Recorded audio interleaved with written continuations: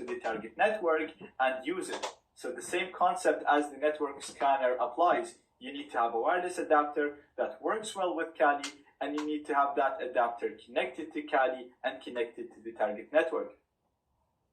So I'm going to hit enter here, and I'm going to hit enter here.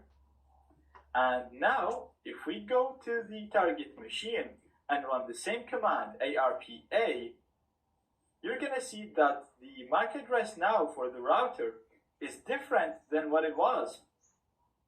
And this is actually the MAC address of the Kali machine. So right now, this Windows machine thinks the router is at this MAC address, and every time it needs to send requests, it will send it to this MAC address, which means that they will be sent to this computer right here. Now, this computer is not a router, so when it gets requests, it's actually going to stop them from flowing and going to the router. This is a security feature in Linux. So you need to enable port forwarding so that this computer would allow packets to flow through it just like a router. Now, to enable port forwarding, we're going to do echo 1 to proc sys net IP version 4 IP forward.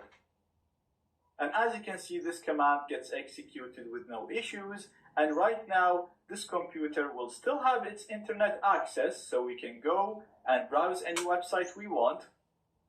But all these requests are not going directly to the router, but they are going to this computer first, and then this computer is forwarding them to the router as shown in this diagram, and then when the responses come back, they're going to go to the hacker first, and then they go to the victim. So, as you can see, a very simple tool. It allows us to redirect the flow of data, so it flows through our computer, allowing us to become the man in the middle. And once we're the man in the middle, we can inject code in the browser of the target. We can steal usernames, passwords, see all the information that the person sends and receives, replace downloaded files with Trojans, and much, much more.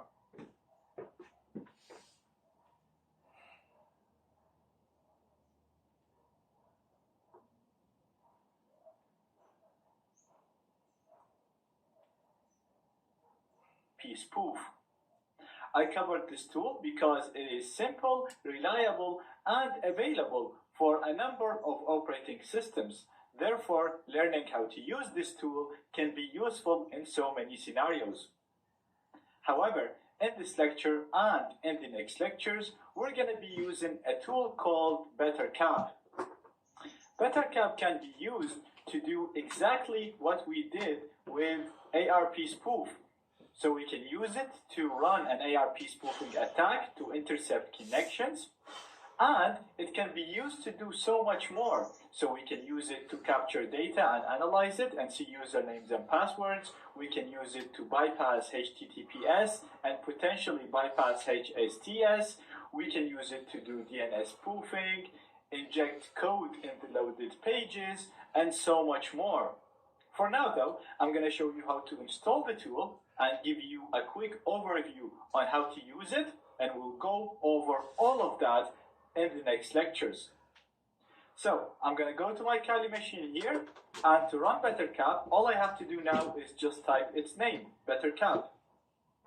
Now, as usual, if you want to get more information on this command and how to use it, you can do --help, and this will give you a complete help menu. But you don't really need to worry about this now because we will be using the tool a lot throughout the course, and you will learn a lot as you use it. So I'm going to clear the screen again. And to run the tool now, I'm going to type BetterCap, the name of the tool, followed by -iface to specify the interface that is connected to the network that I want to run the attacks against. And as you know, to get my interface, we can just do ifconfig. And I'm going to be running this against my NAT network, which is ETH0 is connected to. So I'm going to set my interface to ETH0. I'm going to close this. And I'm going to hit enter to run the tool.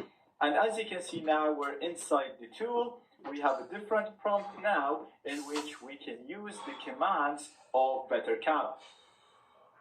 Now, as you can see here, it's telling us that we can type help to get a list of all of the commands that we can use with BetterCap.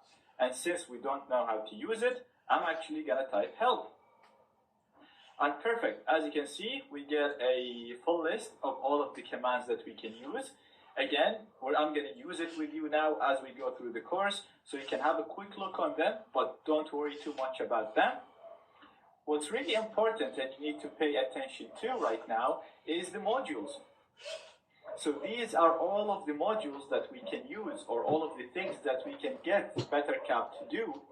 And as you can see right now, none of them is working except for the event stream, which is basically the module that runs in the background to handle all the events. Now, you can type help followed by the name of any module you want. And this will show you a help menu that shows you how to use this specific module. For example, I want to show, I'm going to hit enter. And as you can see, you'll get the description of what this module does. So basically, it keeps sending UDP packets to discover devices on the same network. And we can do net_probe on to turn on the module and net.probe off to turn it off. You can also see all the options that you can modify for this module. And I'm going to talk about options and how to modify them in the next lecture. So for now, I'm going to keep all these to the default option, and I'm just going to do net.probe on to turn it on. And as you can see, this will automatically start discovering clients connected to the same network. So the 10027 right here is actually my Windows target machine. So if I go to the target Windows machine right here and do ipconfig, you'll see its IP address is 10027. So this is just another way of discovering connected clients quickly using BetterCap. And what you didn't notice right now is when we started the net.probe, it automatically started the net.recon. To confirm this, so if we go up right here, you can see the only module that was running is the events.stream. And now, if I do help, you'll see I actually have two modules running, the net.probe, which we just saw and we turned on manually, and the net.recon, which got turned on automatically by BetterCap. The reason for this is because the net.probe sends probe requests to all possible IPs, and then if we get a response, the net.recon will be the one detecting this response by monitoring my ARP cache and then adding all of these IPs in a nice list so we can target them. So now, because the net.recon is actually running, we can do net.show to see all of the connected clients. And as you can see, we get a nice list of all of the connected clients. We can see their IPs. We can see the corresponding MAC addresses for these clients. And it can also show you information right here about each one of these IPs. For example, it's telling us that this IP right here is the IP for ETH0, so this is the IP of this computer. It's also telling us that this IP right here is the gateway, this is the IP of the router. And you can also see at the vendor in here, it's attempting to discover the manufacturer of the hardware used in each of these clients. So as you can see for the gateway, it thinks that it uses a Realtek chipset. Now you can also see here the 10.0.2.7 device. Like I said, this is my target Windows device right here. So that's it for this lecture. I just wanted to give you a quick overview on how to get help about a specific module, how to run a specific module, and analyze the results that it returns. And in the next lecture, I'm going to show you how we can run an ARP spoofing attack using BetterCap to intercept the data and read usernames and passwords that flow through the network once we become the man in the middle, once we intercept the connection.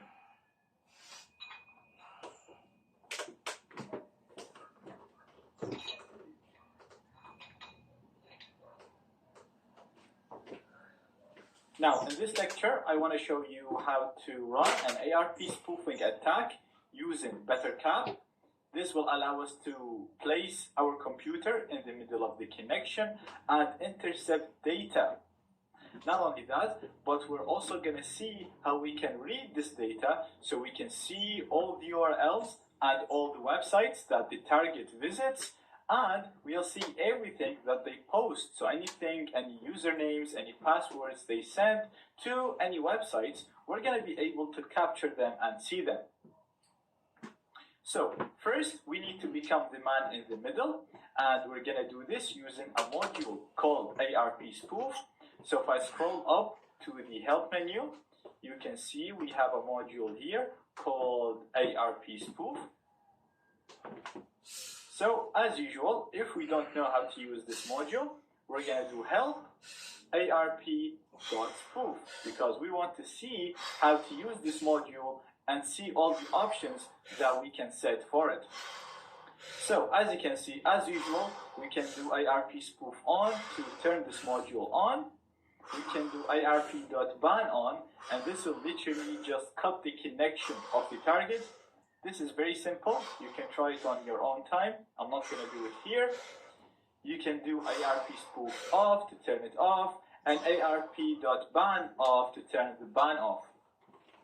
Now, in the previous lecture, I also said anything you see under the parameters are the options that we can set for this specific module, but I didn't show you how to modify that.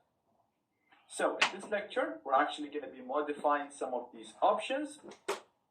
Now, as you can see, the tool is actually very helpful because, first of all, it's given us the option name in yellow here. So these are the options that we can set, that we can change. And then it's also telling us a description of what this option does and the default value. So for example, we can see we have an option called arp.spoof.fullduplex. You can see the description for this option, and basically what this option will do, if you set it to true, it will spoof both the router and the target. So it's similar to what we did with the ARP spoof, where we executed the command twice to spoof both the router and the target. So if you set this to true, both the router and the target will be spoofed and you will be in the middle of the connection. If you leave it to the default, which is false, you will only spoof the target machine. Now this can be useful if the router has some sort of protection against ARP spoofing attacks, because you won't be interacting with the router at all, but it's also limiting because we won't be able to do what I'm going to do in the next lectures, because the router will communicate with the target device directly, so we won't be able to inject stuff in the responses that the router sends to the target device. Now I actually want to change this to true, and the method I'm going to do this can be used to change any option in any module in BetterCap. So not only in the arp.spoof, if you're using any module, you can do help followed by the module name to get help about that module name. You can see all of the options that you can set in here. And then if you want to modify the value of any of these options, all you have to do is copy the option name, which is what I have right here, and type set followed by the option that you want to modify. And in my case, it's called arp.spoof.fullduplex, and I want to set this to true. So very, very simple. And like I said, you can use this command to change any option in any module in BetterCap. All you have to do is type set, followed by the option name, followed by the value that you want to set.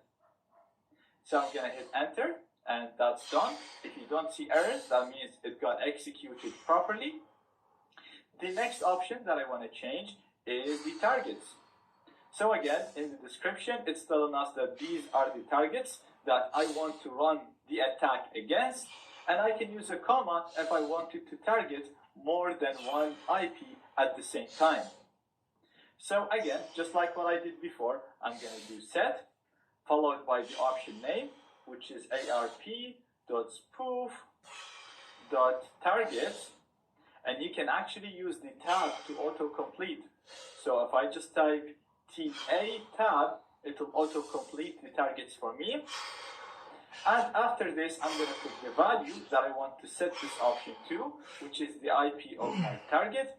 And we can get this using NetDiscover, using ZenMap, or using the result that I got in here. After I run the recon module, I did net.show, and we got all of this, which is the list of all of the computers connected to the same network. And my target right now is this particular device, the 10027. This is my Windows virtual machine right here. So I'm going to put the IP 10027, and again, we don't see any errors, which means that everything got executed as expected. Now we're ready to run the tool, and again, based on the help menu that we got, we can do ARP spoof on to turn this module on. So we're going to do ARP.spoof on. And perfect, as you can see, we see no errors. It still notes that the module is running. And if I do help, again, we're going to get a list of all of the modules that are running right now. And as you can see, we can see that ARP spoofing is on. Also, it is very important that you make sure that the net.probe and the net.recon are running. We did this in the previous lecture, that's why I didn't do it now. So right now, BetterCap should be doing what ARP spoofing was doing, fooling both the router and the target device, and putting me in the middle of the connection, as shown here. So let's go to the Windows machine right here, and I'm going to do ARPA. And as you can see, the router's MAC address right here is the same as the MAC address for this device, which is the 10.02.15. And if I go back here to the Kali machine and do ifconfig, you'll see this is the same MAC address as the MAC address of the Kali ETH0 interface. So basically what this means is this Windows machine, every time it wants to send something to the router, it will send it to the Kali machine. And because we set the full duplex option on in BetterCap, the router also thinks that this Kali machine is the target machine. Therefore, anytime it needs to send a response to the Windows machine, it will actually send it to BetterCap right here. And like I said before, this means every username, password, URL, anything the target computer sends or receives will have to go through the Kali machine, where we're going to be able to read it, modify it, or drop it. And I'm going to walk you through that in the next lectures.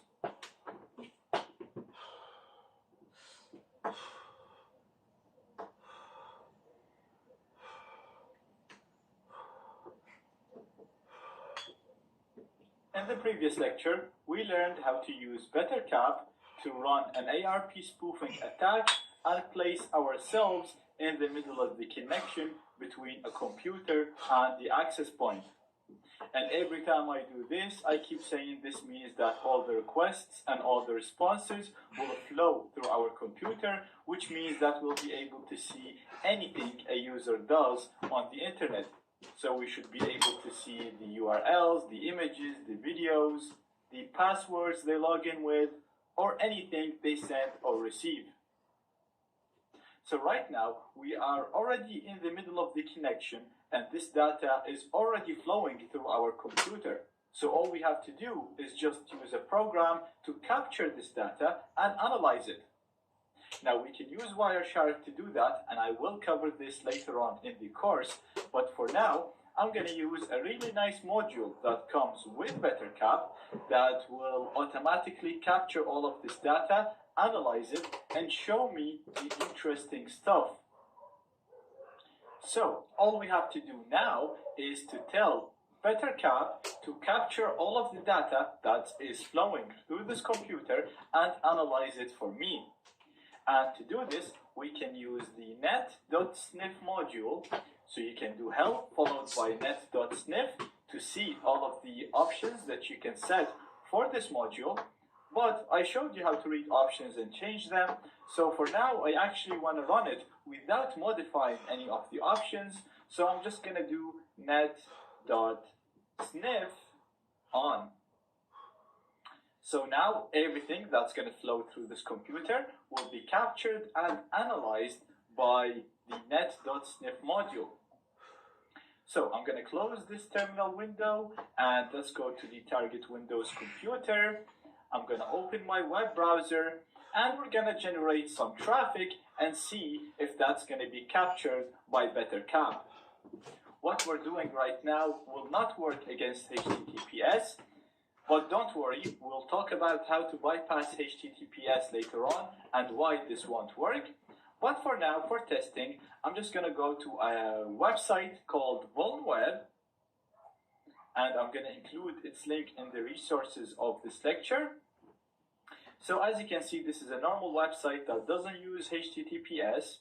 It also has a number of links here. So if I click, for example, on this link, everything is loading fine, as you can see here. But if we go to the Kali machine, you'll see that every request that we sent was actually captured by this computer. So you can do this to any computer that is connected to the same network as you, whether it's a wired or a wireless network. So you can see there were requests sent to Google.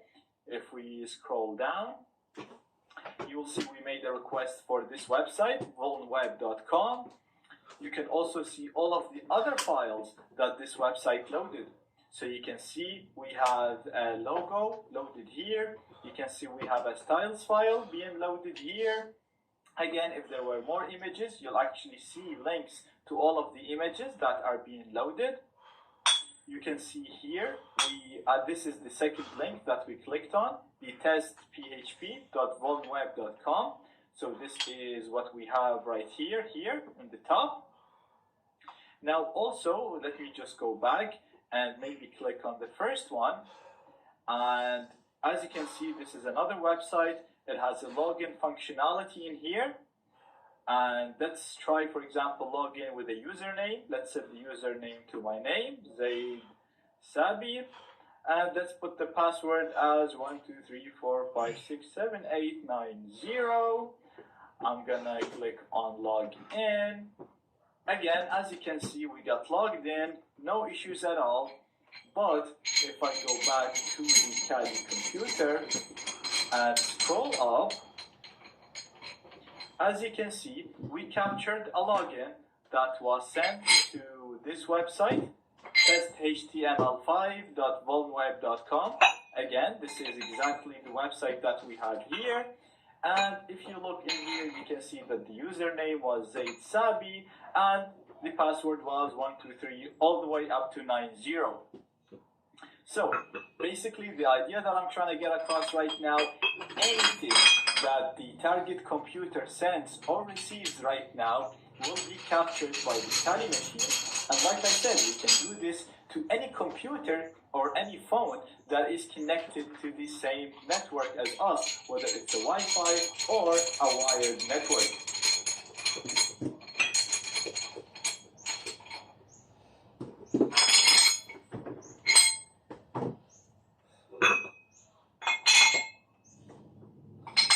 In the previous lectures, we learned how to use BetterCap to discover all clients on the same network, run an ARP spoofing attack to intercept the data, and then snitch data to see the usernames, passwords, and everything that's getting sent over the network. Now, in order to do this, we actually had to run a number of commands. So first of all, we had to do net.probe on to turn on the probe module. We had to set the settings for the ARP spoof module, turn that on, and then turn the sniffing module on.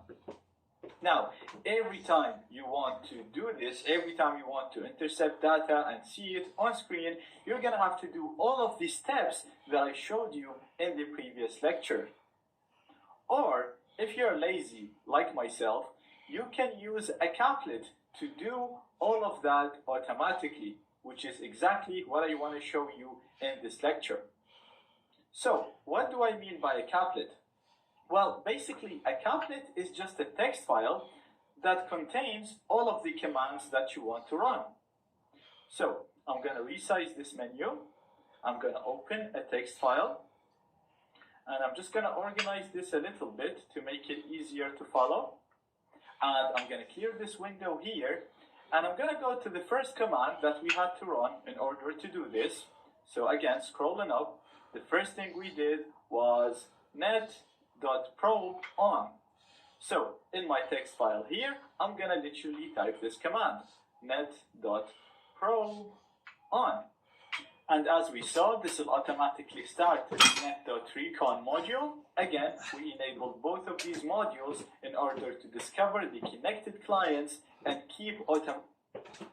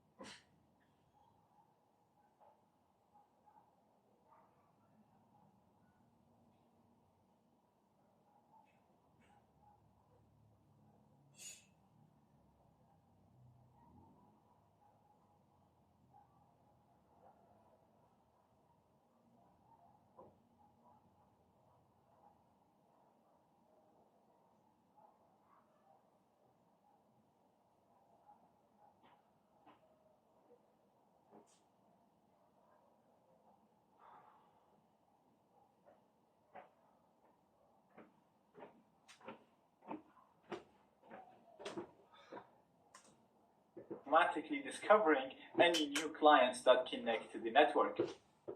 The next thing that we did was modify the settings for the ARP spoof module. So we did set ARP spoof full duplex to true. I'm going to actually copy this and paste it here. Then we set the target IP. So again, I'm just going to copy this and paste it here. And keep in mind, this is very important. You want to make sure that you change the IP here to the IP of your target all the time. And if you are targeting multiple computers, you can just use the comma and type the next IP after the comma. Next, we turned on the ARP spoof module. So again, this is what I'm going to do here. I'm going to do ARP.spoof on. And finally, we also ran the sniffer by doing net.sniff on. So again, I'm just going to type this in here, net.sniff on. So this is actually a nice summary of what we did in the previous lectures. Again, like I said, every time you want to intercept the connections, you're going to have to start BetterCap and run all of these commands manually. You want to start the probe module, you want to enable the full duplex, so you fool or spoof the target and the router, you want to set your target IP, and you want to turn on the spoof and turn on the sniff. So, to make this very easy, instead of having to type this every time we want to run an ARP spoofing attack and intercept data, I put all of this in a text file. I'm going to save this text file. I'm going to put it in my root directory, and I'm going to call it spoof.cap. So I'm going to save this now, and I can close it because we're done with it. And we can go back here, and what I'm actually going to do, I'm going to exit out of this. So I'm going to quit BetterCap, and I'm going to clear the screen. And if I do ls to list all of the files and directories in the current working directory, because right now I am in root. So if I do ls, you can see we have a new file called spoof.cap. And just to confirm, if I go down to my file manager right here, you can see we have a new file again in the root called spoof.cap. And all we want to do is feed this spoof file to BetterCap before we start BetterCap. Now, we don't know how to do this, so we're going to do BetterCap -- help to see all of the options that we can set with BetterCap. And what we want to do is use the -caplet option right here. So we're going to run BetterCap like we used to do. First of all, we do BetterCap, followed by iFace to specify the interface that is connected to the target network. And in my case, this is ETH0. So far, this is identical to what I've been doing in the previous lectures. The only difference now is we're going to use the -caplet option to specify my caplet file that I just created. So I'm going to do -caplet, followed by the file that I just created, which is called spoof.cap, and that's it. Now, before I hit enter, just to confirm to you, I'm going to go back to my Windows machine, and I'm going to do ARPA just to show you. And as you can see right now, the router's IP right here has this MAC address. So after I run this, it should automatically start all of the modules that I just typed, and it should run an ARP spoofing attack. Therefore, the router's MAC address should change to the MAC address of ETH0 that is connected to Kali right here. So I'm going to hit enter. And as you can see, we actually got an error, and the error saying the caplet spoof could not be found. So I'm suspecting I made a spelling mistake, and I did. As you can see, I actually named the caplet Soof, not Spoof. So I actually make a lot of mistakes like this. So I'm just going to rename this to Spoof, and we're going to go back here. I'm going to exit and run the same command again. And perfect, as you can see, we got no errors at all. If I do help, as you can see, automatically we have the spoof is running. We have the probe, the recon, and the sniff all running as soon as we ran BetterCap. If you remember, the first time we ran it, we only had the stream running, and we had to do everything manually and set the options manually. So this is a really, really nice way of doing it. Now, let's confirm that everything is working as expected. So I'm going to go to the Windows machine, and we're going to do ARPA again. And perfect, as you can see, the router's MAC address has changed to the same MAC address as the Kali machine, and the original router's MAC address, the correct one, was this. So this means that this Windows machine is now spoofed, thinking that the Kali machine is the router, and the router now thinks that the Kali machine is this machine. This will place Kali in the middle of the connection. And just to confirm this, just real quick, I'm already in VulnWeb. This is the website that we tested the login before. I'm actually even still logged in, so I'm going to log out, log in again, and I'm going to leave the username to admin. And I'm just going to put a password again, 123490, enter. Let's go back, and perfect. As you can see, we wouldn't be able to get this if we were not in the middle of the connection. So the fact that we're getting all of this information means that we managed to intercept the data and see everything the target user sends or receives. And again, we have the username and the password right here. Like I said, this will only work with HTTP. We will discuss HTTPS in the next lectures. But in this lecture, I just wanted to show you an easy way of scripting the commands that you often run with BetterCap. Because in the future, we're going to be doing a number of things that rely on us being the man in the middle. So, because I don't want to waste time enabling all of the modules that we're running here. So again, if I right click this and open with a normal text editor, all you'll have to do is just put your commands in a file, give a file a specific name, and then when you run BetterCap, all you have to do is just use the caplet argument followed by the name of your caplet file.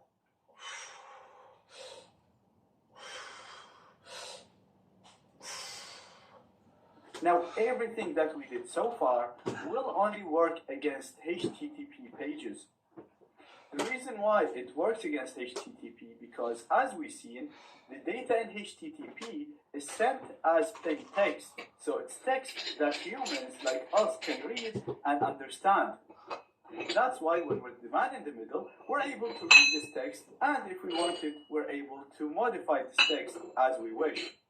Now, this is obviously a problem, and this problem was fixed in HTTPS. So, as you know, most websites use HTTPS. The reason why, like I said, because it's a more secure version of HTTP, and basically the way it works is it adds an extra layer over HTTP, which is where the S comes from. So it's a secure HTTP protocol, and this extra layer will encrypt the plain text data that HTTP sends. So if a person manages to become the man in the middle, they will be able to read this data, but the data will be gibberish. It will not be readable to the person intercepting the connection.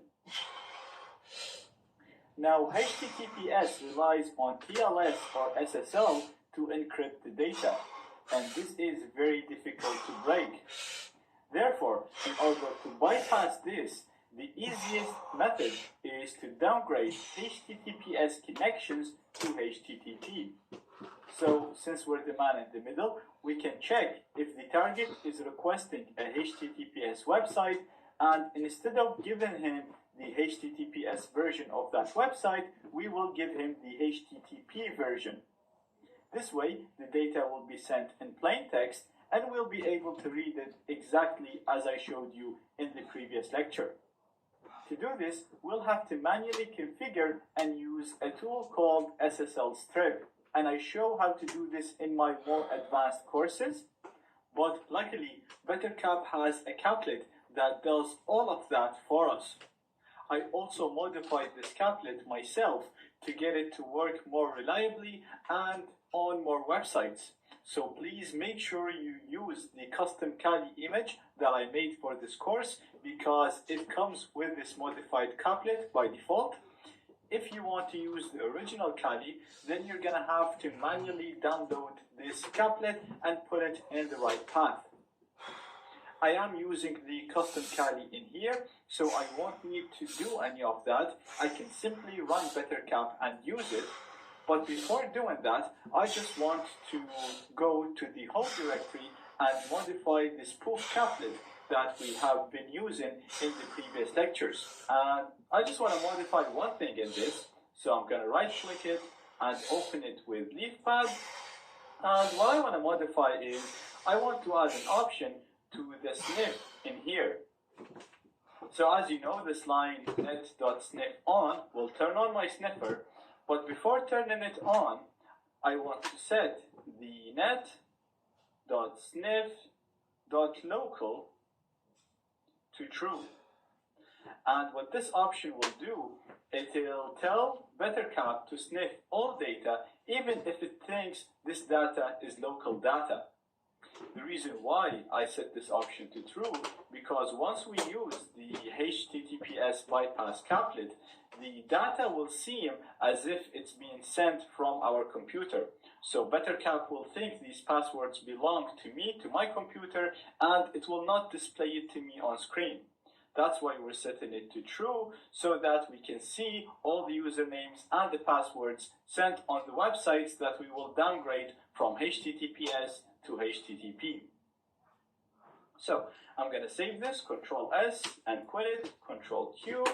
And now we are actually ready to go and use this caplet and see how we can downgrade HTTPS to HTTP and steal passwords from login pages that use HTTPS by default.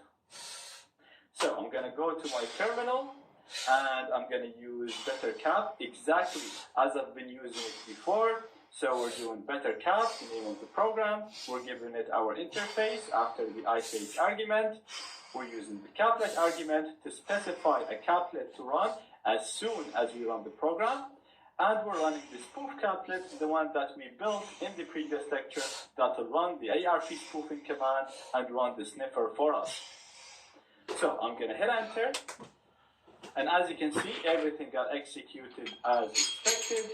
If we do help, we'll see all the running modules, and we have the ARP spoof and the sniffer running with the recon and with the probe. So this is exactly what we wanted from our caplet. So first of all, the HSTS bypass caplet is one of many caplets that BetterCap comes with. If you want to list all of these caplets, you can do caplets.show, and as you can see, you'll get a list of all of the caplets that you have and their location on the system. Now the caplet that we want to run is the HSTS hijack caplet, this one right here. And to run any of these caplets, all you have to do is literally just type its name. And as usual, you can use the tab to autocomplete.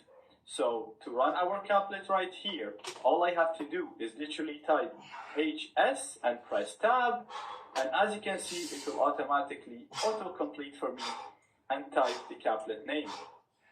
Now, if I hit enter, this will load the caplet with all of its options, and it will run it for me.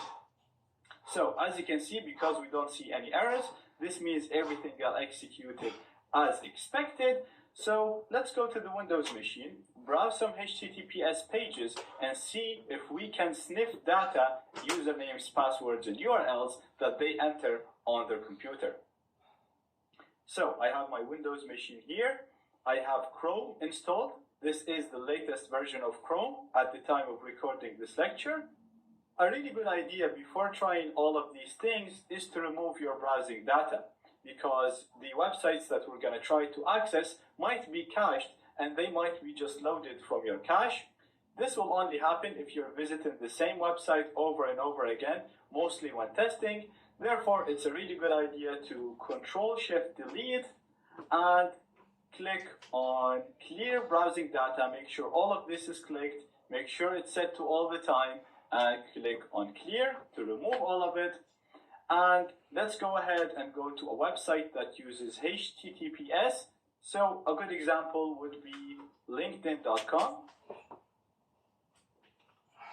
And perfect. If you look here at the top, you'll see the website is loading over HTTP, not over HTTPS. Therefore, we'll be able to see anything the user enters in these boxes. So let's put a username. Let's set it to zaid@zsecurity.org.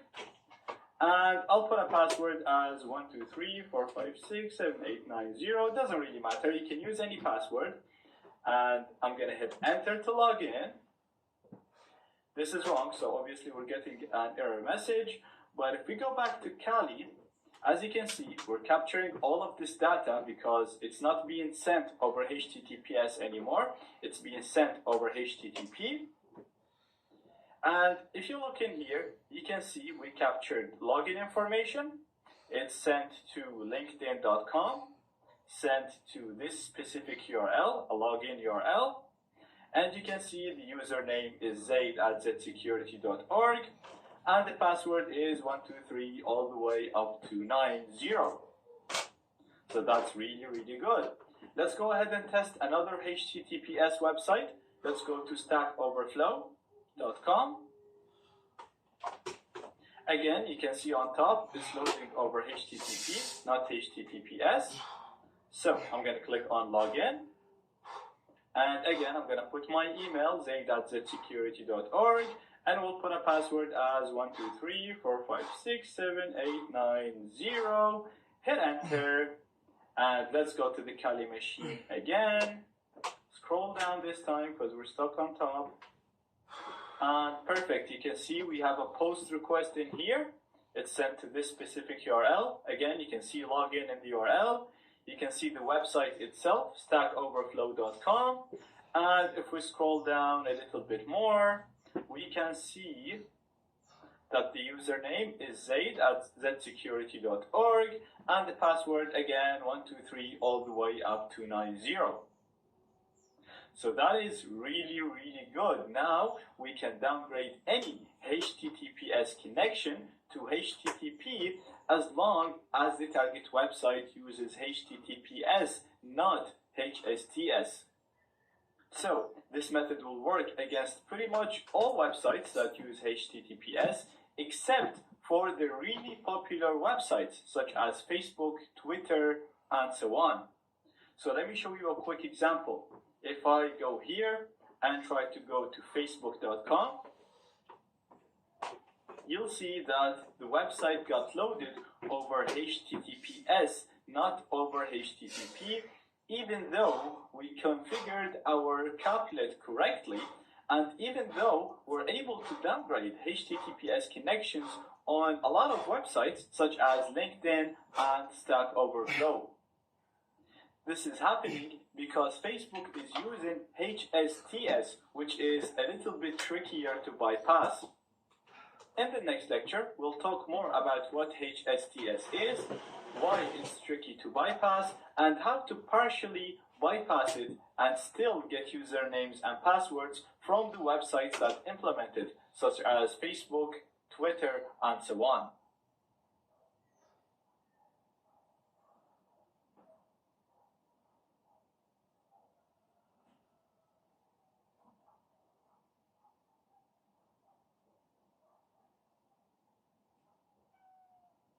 In the previous lecture, we've seen how to downgrade HTTPS websites to HTTP, and this allowed us to basically see anything a user does on these websites because data in HTTP is sent in plain text. Therefore, we were able to see the usernames, the passwords, the URLs, and anything they do on HTTPS websites. At the end of the lecture, I also showed you that the method will not work against Facebook, Twitter, and other websites that use HSTS. The reason why it won't work against these websites because modern web browsers come with a list of websites that they should only load over HTTPS. See, what we were doing in the previous lecture, whenever a browser requests a website, we load that website even if it uses HTTPS, but we always give them back the HTTP version.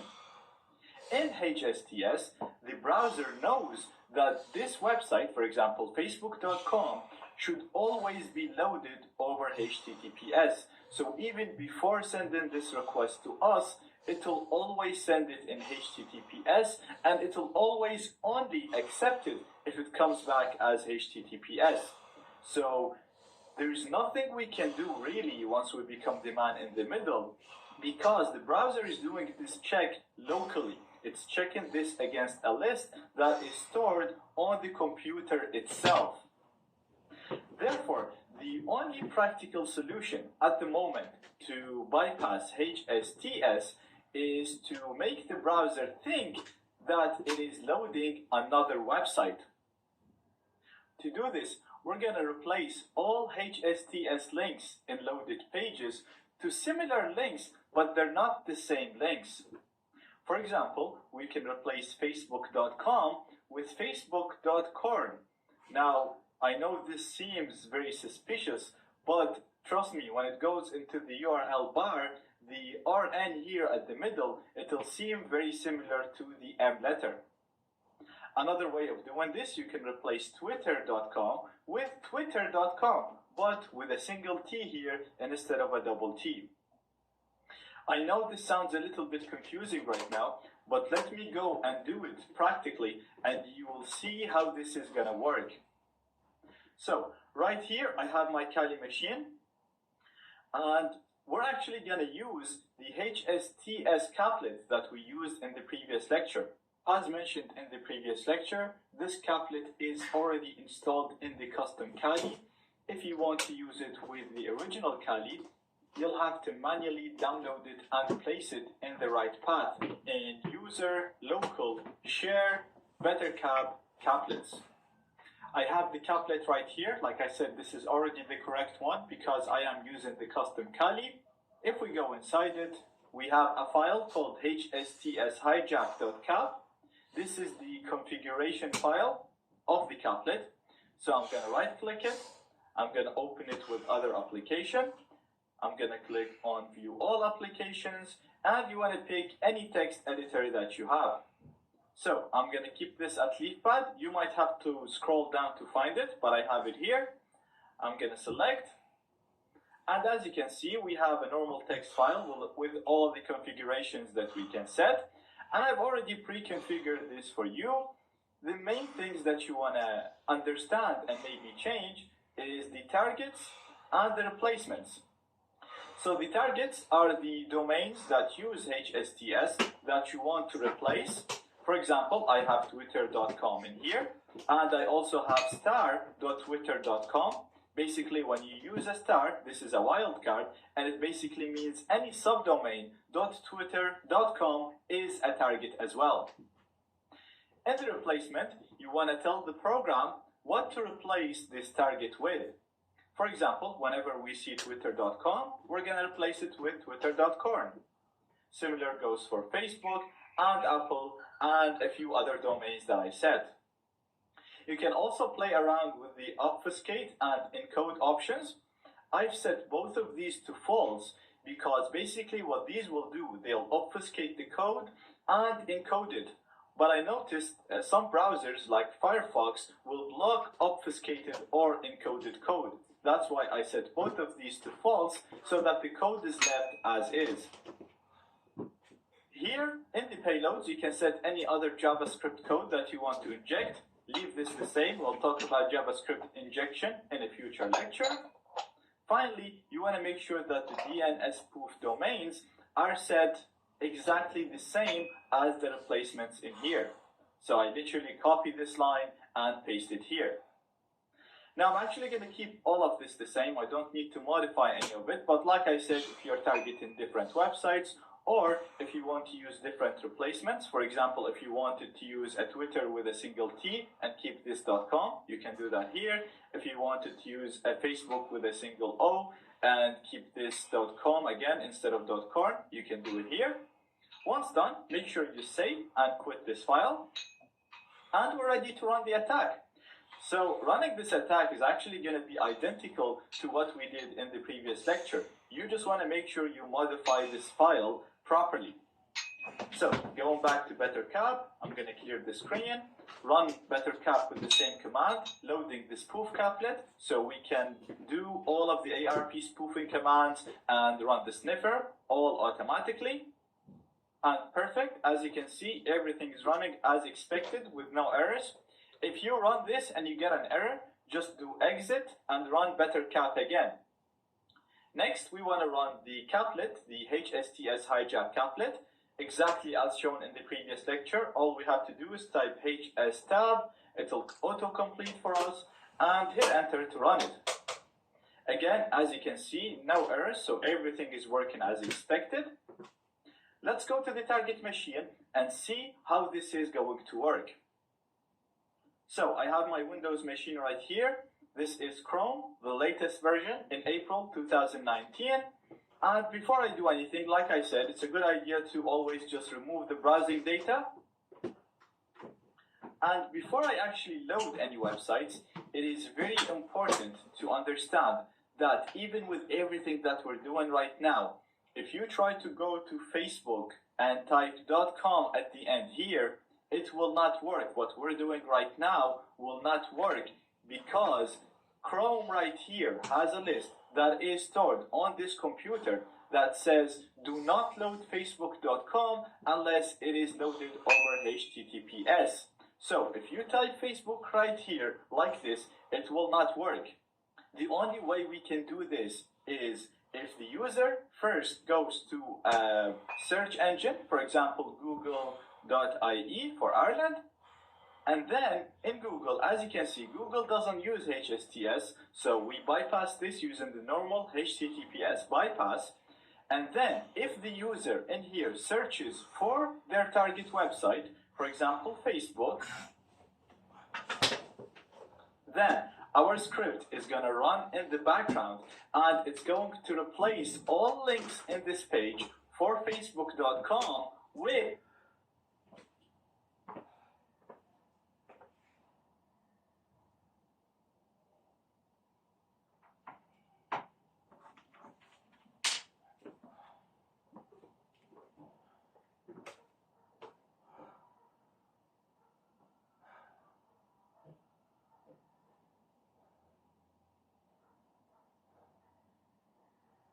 Psalm 28. To you I will cry, O Lord, my rock. Do not be silent to me, lest, if you are silent to me, I become like those who go down to the pit. Hear the voice of my supplications when I cry to you, when I lift up my hands toward your holy sanctuary. Do not take me away with the wicked and with the workers of iniquity, who speak peace to their neighbors, but evil is in their hearts. Give them according to their deeds, and according to the wickedness of their endeavors. Give them according to the work of their hands. Render to them what they deserve. Because they do not regard the works of the Lord, nor the operation of his hands. He shall destroy them, and not build them up.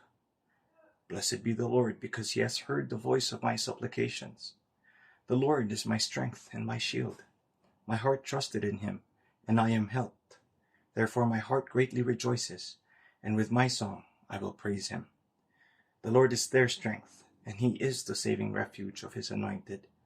Save your people, and bless your inheritance. Shepherd them also, and bear them up forever.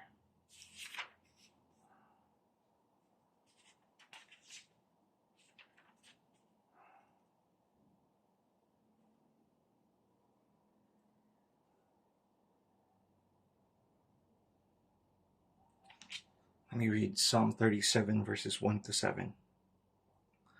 Do not fret because of evildoers, nor be envious of the workers of iniquity, for they shall soon be cut down like the grass, and wither as the green herb.